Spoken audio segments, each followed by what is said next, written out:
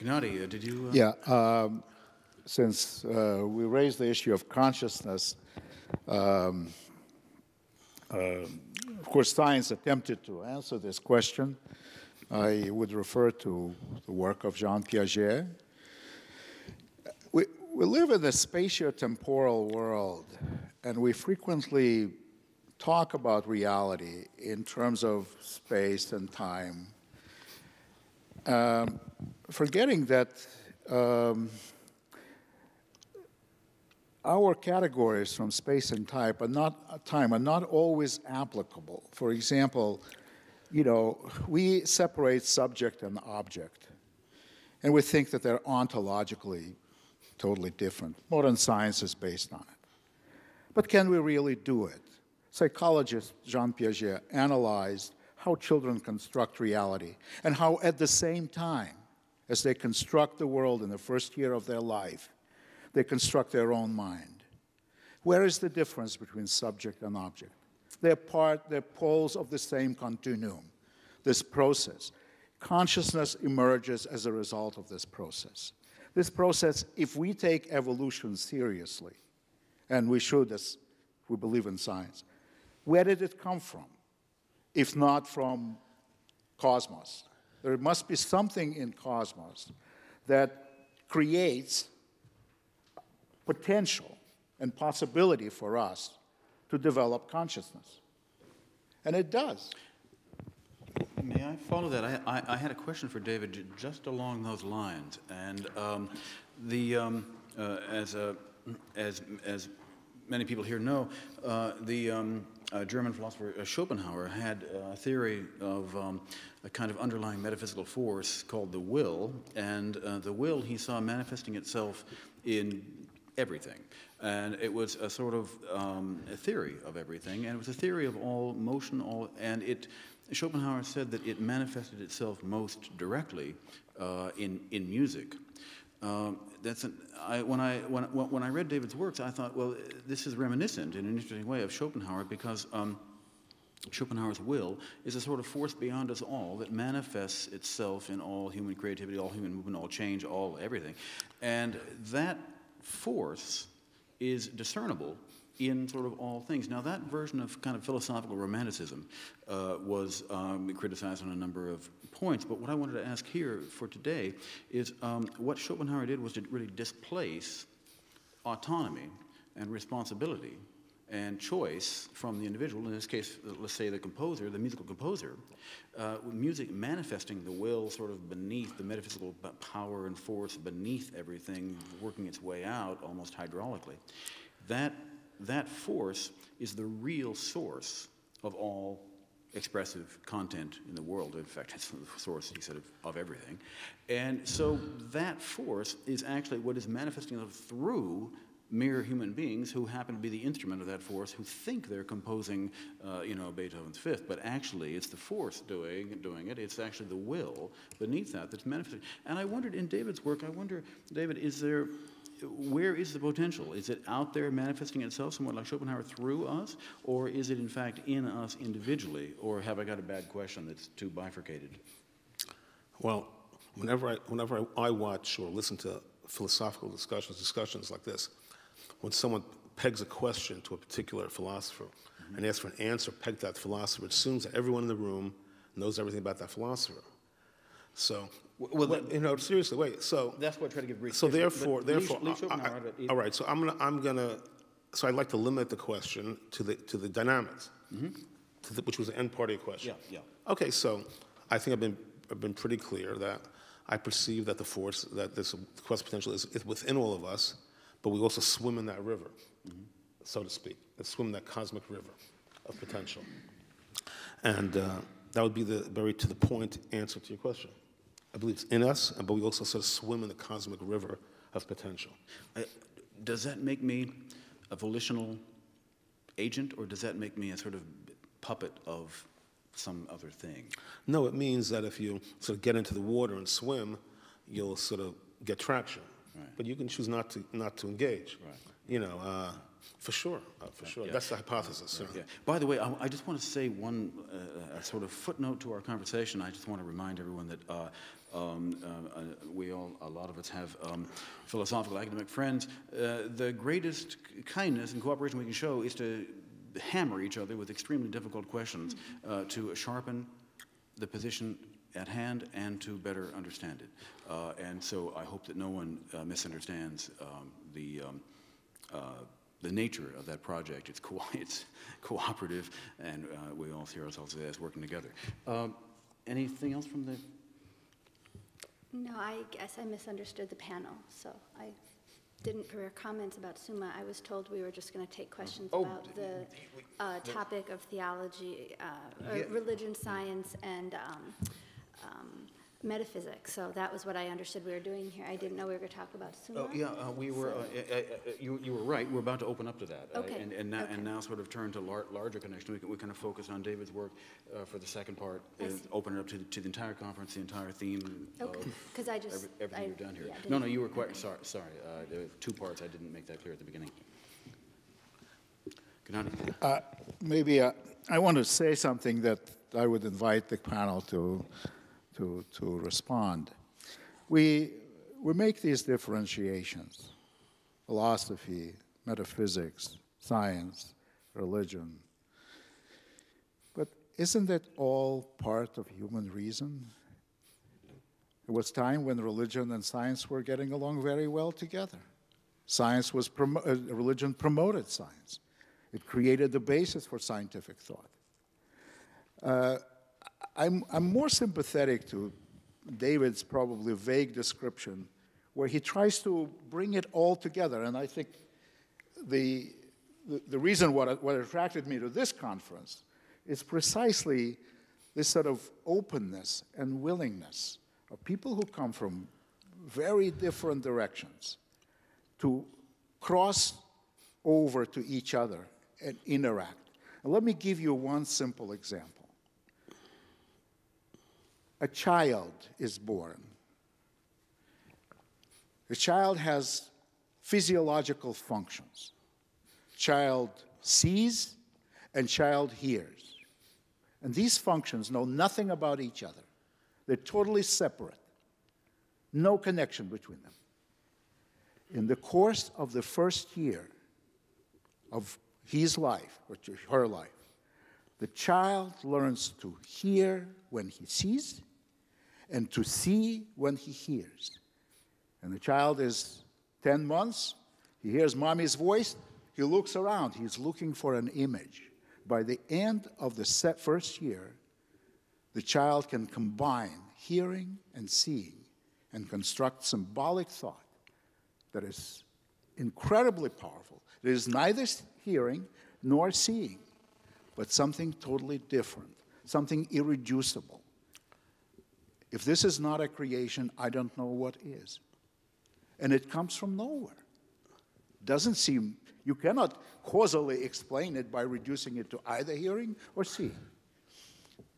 So I would like to invite your comment on this. Why are we talking science, religion? It's all human reason. And I think the more we realize it, and the more we interact with each other, maybe we will be able to really integrate as a humanity a little bit more. Well, I think that many fields are interrelated, and essentially one field, like say physics, chemistry, anthropology, all the sciences. From my perspective, it's really one big field. But on the other hand, respectfully, religion is sort of a different category. It operates by different premises. So, you can't so cavalierly say religion is reason. You can't so cavalierly say that. The religionists would say it is, and people not within religion would say it's not. But I think your basic intent is that everything is, everything is related, which it is, but everything is not necessarily classic human reason. With all due respect to you. I mean, you made a beautiful presentation. It was very complimentary to me. But at the same token, the proposition that everything is human reason would not be accepted by many people here, including myself. Religion takes many leaps of faith, and leaps of faith, to the extent that they are not you cannot say it's within, that all religions, leaps of faith, or all religion are within the realm of a generally accepted reason. You know, with all due respect to your illustrious personage, that would be my response to you. Yeah. I just feel the need to say a few things. One is, part of this conference has been very strange to me. I've never quite understood this whole science versus religion thing, and when I come across it or when I've heard it bubble up at this conference or at other places, what I'm usually hearing is fundamentalist religion against scientism, and they both sound silly to me. So I just have to say that. They're both very dogmatic. Now, and I think Marciela and others have made this point very well at this conference, and I really appreciate that what I see is a more reasoned approach, which, humans, religion's important for humans to deal with, to give them consolation in life and so forth. And it has a kind of role it plays in people's lives, and that's one thing, and science is about something completely different, which is an understanding of the universe. Now, I'm not going to defend or deride either, but I feel like I keep being put in the position during this conference that I need to take sides. I'm not religious. I don't support the kind of dogmas or beliefs as truth that we've been hearing. But saying that, I don't think the fact that one is an atheist or a non-supernaturalist means they have to deride all aspects that go under the term religion, whatever that means. So I find that a problematic I'm not comfortable with. The other thing is, when I received the invitation to this conference and so forth, the word academic was all over it. This is an academic conference, and we're going to discuss how a metaphysics might be an interesting way to bring discussions of science and religion together. And that's fascinating to me. I come at it from a historical point of view, so I'm interested in historically how those three have come together.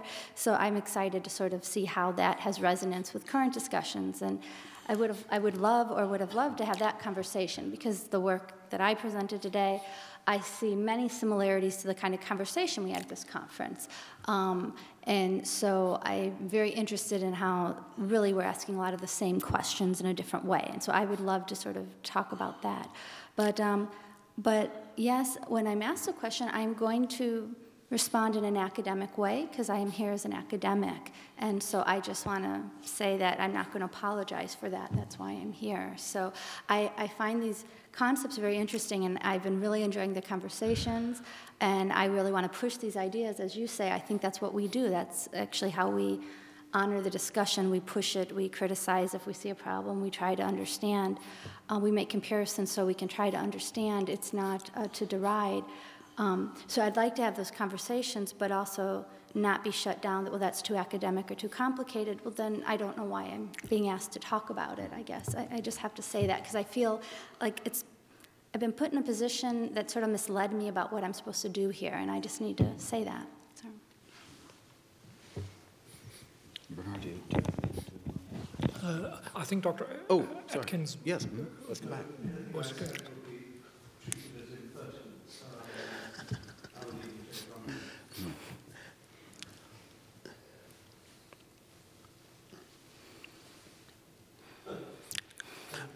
A moment, exactly, a very rare moment of silence in this entire conference.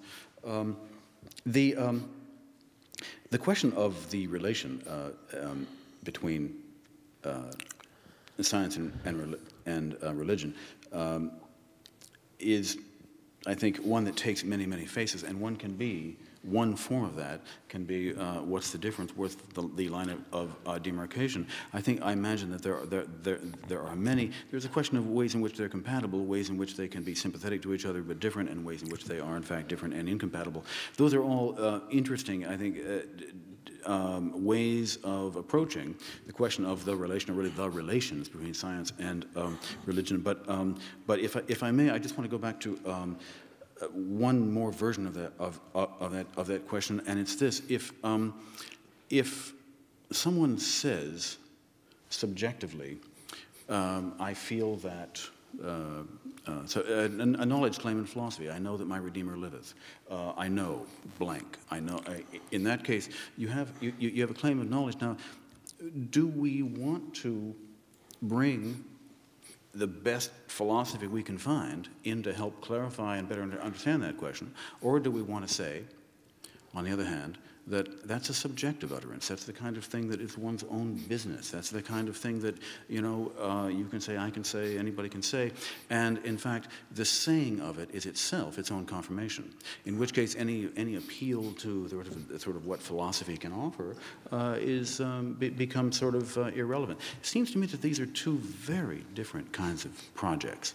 And if one does endorse the subjectivist view, I'd say I don't criticize that. I just want to understand as fully as I can exactly the way in which it is a subjectivist view, and I will respect it as that. If, on the other hand, it's a claim, it's a knowledge claim invoking the history of what we human beings know about epistemology, then I, for one, want to do my best to ask the people who have thought the hardest and longest about those questions and bring them in to help out, because, you know, God knows we need it. I think that on the one hand, we want to bring in the best that we have historically, obviously, and whether it's amplifying or assisting, or if it's challenging. Before I was just saying that in trying to frame an answer, you know, I find it easier to address like the specific sort of clinical issue as opposed to the entire works of a particular philosopher. Meaning, for the sake of sort of clarity of the audience watching the program later. So obviously, this is an academic conference. We want to bring to bear Schopenhauer, and et cetera. But I think it's more in your domain to articulate it, more than in my domain to peg off of it for the audience. That's what I was trying to say before. Yeah. I think it's more, I get more clarity if I'm pegging off specific points, where it's your prerogative to explicate the Schopenhauer or whoever to make your point. That was I was trying to handle. Yeah. Obviously, if it's only my subjective thoughts, it's not particularly worthwhile. Yeah. It's only if it's dovetailing with the collected thinking of many players along the way. Yeah. Even though at the same time, I believe, or we believe, that this is an original presentation. Yes. At the same time, we want to incorporate or integrate as many as possible. Yeah. And for me anyway, it's just where, and this goes back to what Tammy was just saying a moment ago, it's just where you say, David, that if it were just your own private subjective claim, it wouldn't be a claim that you publish. You wouldn't put it out there. Where the minute it crosses that line between your sort of articulation of your subjective experience into an experience or into an articulation that makes a claim on somebody else's assent, at that point, I want to say, let's use all we've got. For sure. I mean, obviously that's the Gennady did it, and you're doing it heavily, and it's what makes this whole thing vibrant. Yeah, exactly. And you know, over the course of the last few days, we've seen this great intellectual feast of all kinds of things, all kinds of pieces of a mosaic that, as Gennady says, do in fact fit together. In complex ways. I was caught by surprise by Bruce Chilton's line of approach that this is sort of new Gnosticism. I must admit, I sort of missed that whole play in my X number of years of research. I look just in stepping back a second. We've had many aggressive conversations with Peter Atkins and the other people over the course of this conference, and been very dynamic. So it's sometimes I've talked to Peter about matters of style vis-a-vis other speakers in private. Anyway. But we love Peter, and we love him forever. And we're honored that he's at the conference. And obviously, we welcome aggressive probing and challenge. So that's never been the issue. Never, ever been the issue. And in fact, I had actually suggested to Bruce Chilton that Peter Atkins be on the panel, but they were limited with microphones, frankly. And I know Tammy Nyden said she wants to be on the conference on this panel to talk about Summa. She was demanding it.